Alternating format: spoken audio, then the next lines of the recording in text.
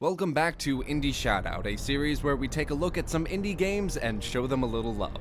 Last time, someone mentioned that I should do an episode on a game that I've had my eye on for quite some time. Darkest Dungeon is a dungeon crawler made by Red Hook Studios. Now this is pretty much exactly what I want my games to be, so forgive me if I spend the next 4 minutes flirting with it. The basic gist of the game is some guy decided it would be a great idea to summon an eldritch portal that pours out unspeakable horrors that will torment the mortal world cause, you know, he got bored with his usual kinks. So it's up to you, the player, to gather a team of adventurers to explore the manor and repel the horrors and reclaim your birthright. There's just one problem.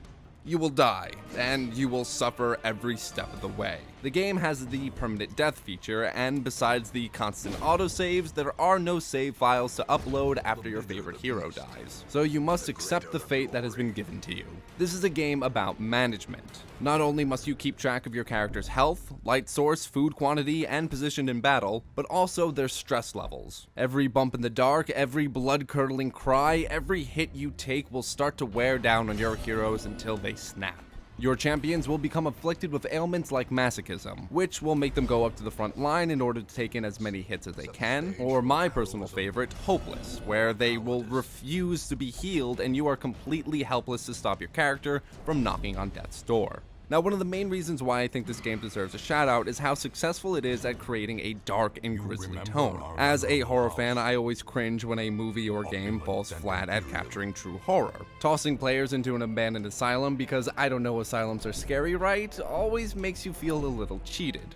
In Darkest Dungeon, the crypt that you're traversing in is not creepy just because of that rotting pile of something in the background, but because at any moment you'll be assaulted by a horde of slimy parasitic monstrosities, and the only thing you can do is weep as your well-trained adventurers scream in madness and pain.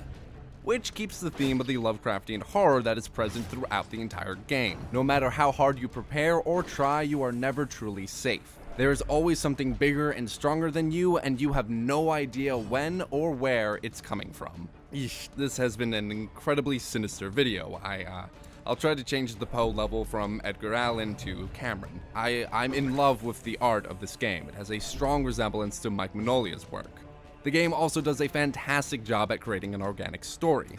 Throughout your playthrough, your characters will get small perks and debuffs that will create a unique character. Like how my Plague Doctor finds comfort in flagellation and how she needs to loot everything in any room. Or how my heaviest hitter got syphilis at the local brothel. This stuff only happens in stuff like this or in your D&D session. The game is currently on Steam as early access, but it's very well polished for an early access game.